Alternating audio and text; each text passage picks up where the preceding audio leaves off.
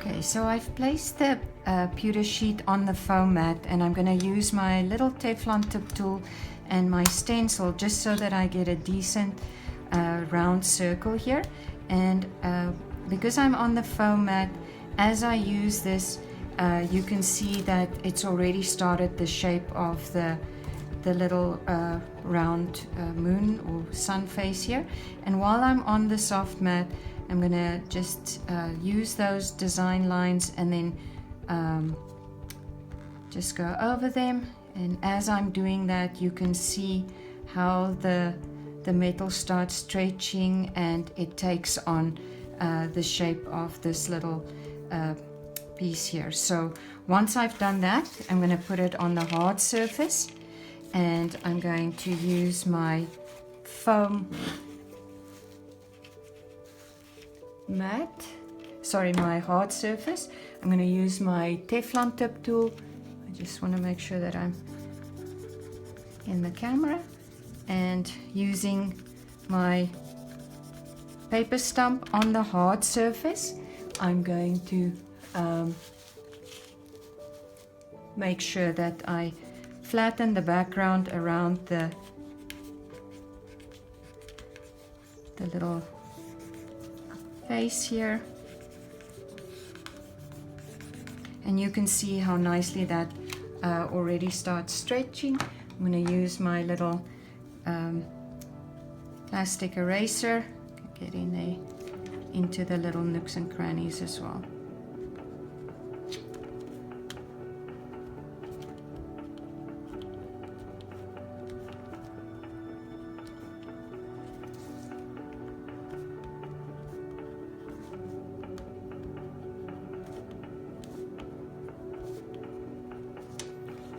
If I wanted to add some other interest to this little centerpiece, I could use my little scratchy tool. I'm still on the hard surface, and I can make some lines that go out to the sides here,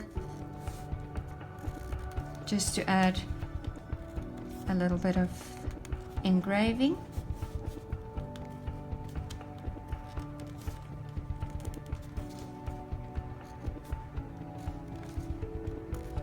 And you want to make sure that you're on the hard surface so that this little tool doesn't break through the metal sheet.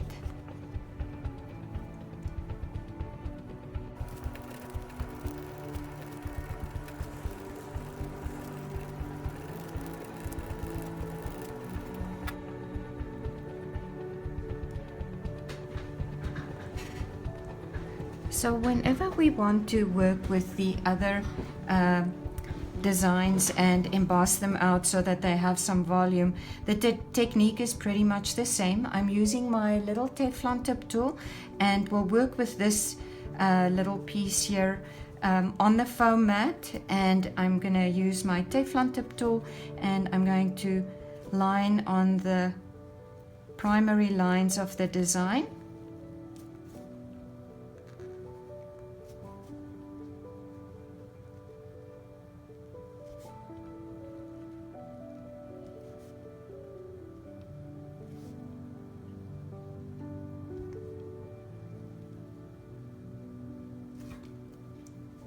And these little stars, we can certainly use, we can use our hard surface and then just our little hard stylus and go onto the hard surface and just define the little design lines there for the stars.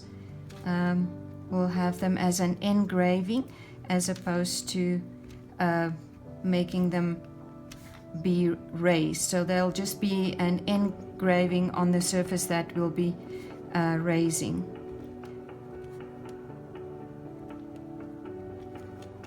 Okay, so now I'm going to flatten my background around the design so that the design pops up. I'm using my paper stump, trying not to shake the camera too much as I'm doing this.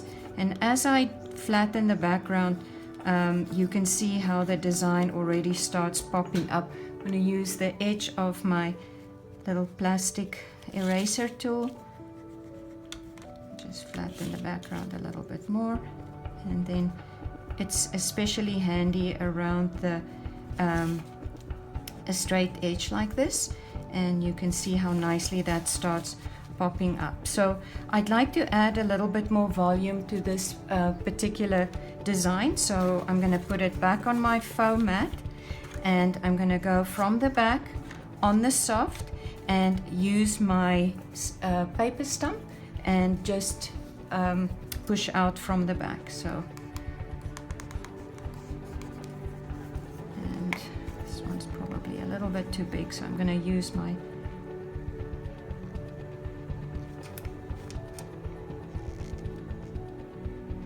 just on the inside of the hand area, I'm pushing up with my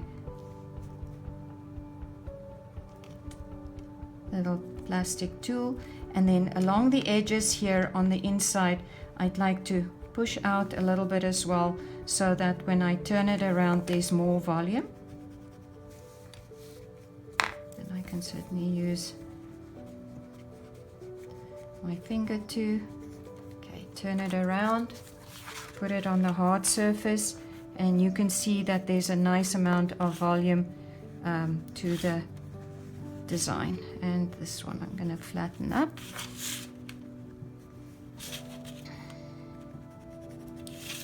So any area that's raised to this extent, and the same with the little face here and these little figures, would need to be filled with some kind of a filler like beeswax, or I've demonstrated using the Mod Podge Dimensionals adhesive in one of the other videos. For this one I'll just fill it up with filler that dries quickly, which would be the beeswax, and then we can continue to work with it. I'll do a quick demo on just one of the little figures. Again, putting it on the foam mat, and we'll just do this little one here, and it'll be repetitious for the other ones as well. So on the foam mat, I'm going to use my Teflon tip tool and just go with all the primary lines of the little figure.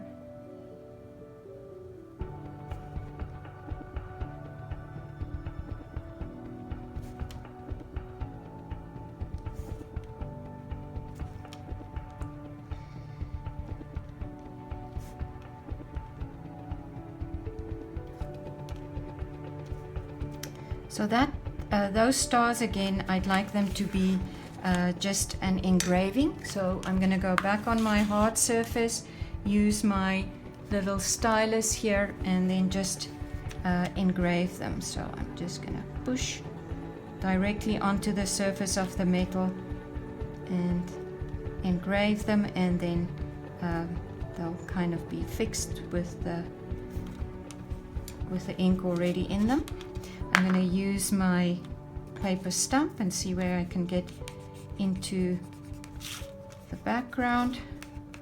And as I do this, you can see how the little design already starts popping. So you want to get nice and close to the design and flatten it out.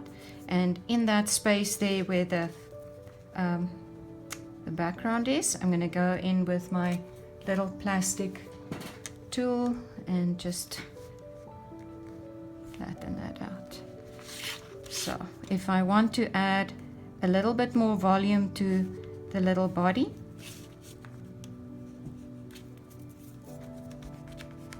I can turn it around, put it on the foam mat. I can use the plastic little tool and just kind of push into those arms and the feet. I can do the hair, maybe a little bit around the face, but we don't need to push out too much. The design is great as it is, and we definitely don't want to mess with success. So turn it around, put it on the hard surface, flatten the background. I'm going to go back with my little handy dandy plastic tool, I can get into all the little nooks and crannies a lot better, and as I flatten the background, the little design pops up.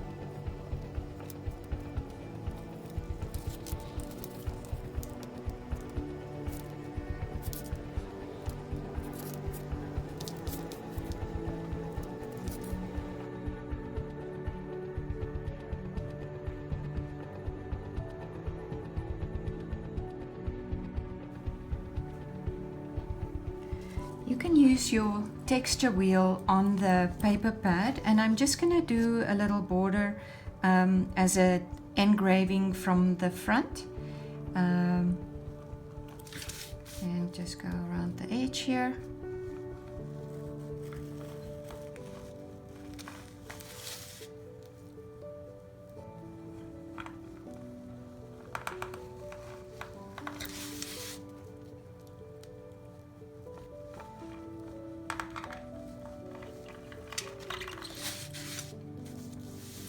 So this would be an engraved line, and for an embossed line I would just do the same thing, but this time I'll go from the back. So I'm going to emboss these lines and just go from the back, and then the dotted line will appear raised on the front of the metal. So from the back, and I do find it easier to work away from me and also without a ruler, just because it would be too much to focus on having to keep the ruler straight and run the wheel. So I normally just do this freehand and just hope for the best.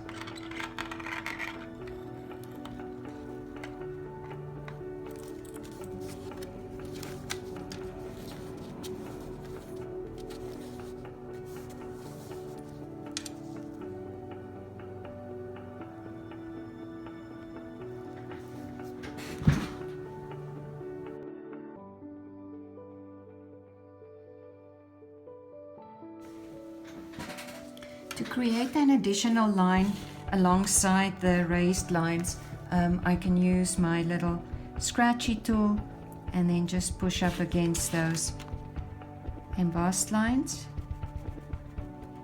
and just refine them. And I'm on the hard surface using my little stylus.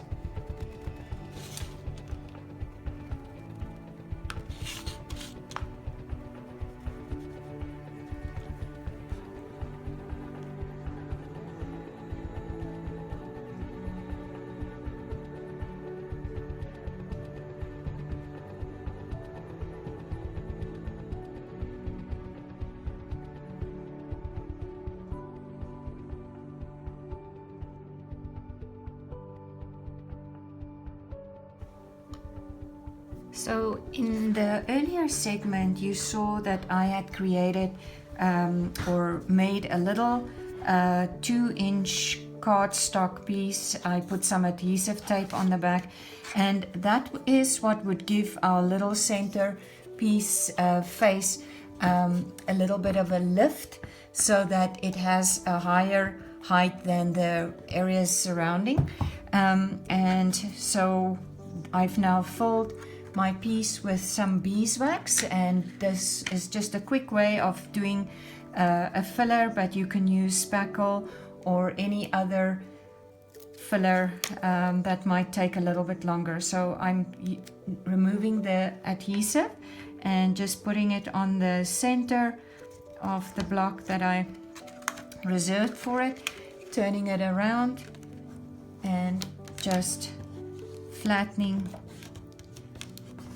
the metal around it. And it's usually better to just work on a hard surface when you're doing that. I'm going to take my paper stump and push around the edge of that cardstock piece so that I can flatten, just gently allow the metal to stretch over the cardboard. And you don't want to overwork that because it does end up kind of fatiguing the metal. I'm going to take my little plastic eraser tool and just push from the side to the edge of the metal here and push against the edge of the cardstock, so you can see how this area is nice and raised. And because I've got the adhesive tape underneath, I can push on this a little bit and it'll adhere to the metal.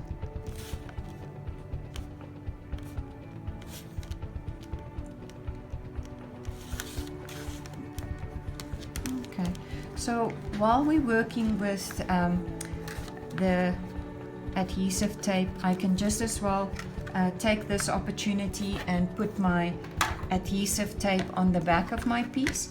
And this is just some Sukwang adhesive tape sheets that I've prepared before, and you can use a glue if you don't have the tape, something like Weld Bond or any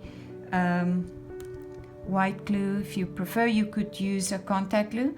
I just use white glue like Weld Bond, and if there's any spills or something, it does allow me to just wipe it away, where the contact glue is pretty messy. So got my bit of excess here, and I'm just gonna cut that away with my X-Acto knife on my cutting mat. So that's it. So we've got it attached. We have our little centerpiece block attached as well, and now we can start with the adding a little bit of color with the inks. I use the Permapack marker. It's a water-based permanent marker, and it allows you to put the black on and then wipe it away, unlike a Sharpie. So what I wanted to do was add a little bit of ink to the engraved areas and then wipe away, and then have the ink remain in the recesses. So you want to take care not to go over the stamp ink, because this pen will remove the stamped ink unless you're very happy with the engraving that you've done. Just know that if you wanted to retain the lovely imagery from the stamped ink, you don't want to wipe with the black marker directly over that, because it will definitely remove the stamped ink, and then unless you did a good engraving, you might lose some of the details. So for example here, where I've pretty much just stamped with the stays on and then made the balls with the embossing tool, I'm not going to put any black ink on that. I'll put some ink around it, but I don't want to lose the actual look of the stamp. So the same applies to our little figures. Unless you're very confident that you transferred a lot of the design, I wouldn't mess with that too much. I'm going to work with the edge here and just get some ink into the engraved areas. Just wipe away, so put the ink on, and then I like to wipe in one direction. It forces the ink into the recesses. So this held up well where the stays on ink was, but I'm kind of reluctant to risk it going away and then losing the beautiful design. So I seem to have missed putting that little extra engraved line over here, so I'll just go back and do that.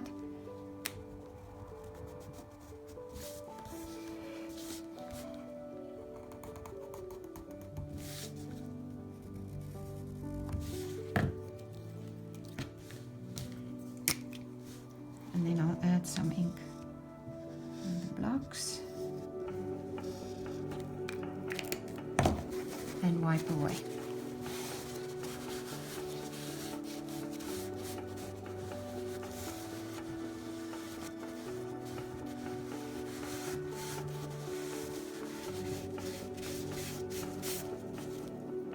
I wanted to darken the hair of the ladies here as well, so I used my permapack marker and just darkened those areas, and then once it was dry I used my one of my styluses and just scratched into the ink, creating a little bit of a distressed hair here, so it gave it some interest and didn't lose any of the stays on ink on it in the process, because I really just stuck to the hair.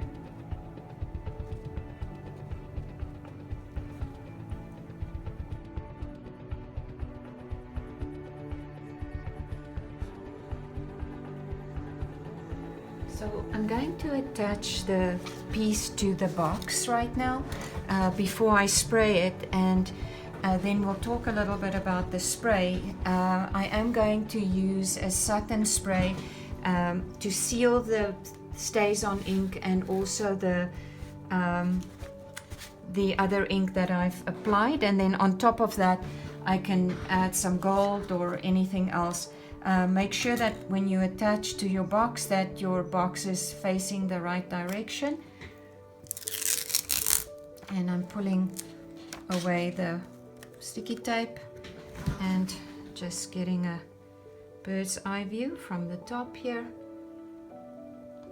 Heading the piece down, and I'll use my paper towel just to make sure that it's adhering everywhere without scratching it. So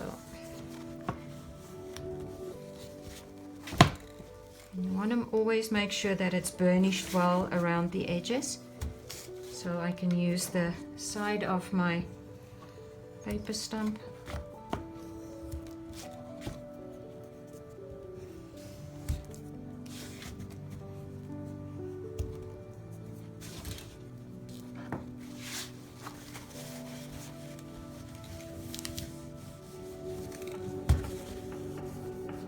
Rub to make sure that it adheres well. So at the same time that I can give my spray, my box a spray coat of sealant, I'm just gonna head outside and use the clear satin spray. It's any lacquer spray that you can buy at your hardware store. It doesn't necessarily have to be satin. If you like a glossy look, it can be glossy. If you like a super matte look, obviously it can be matte.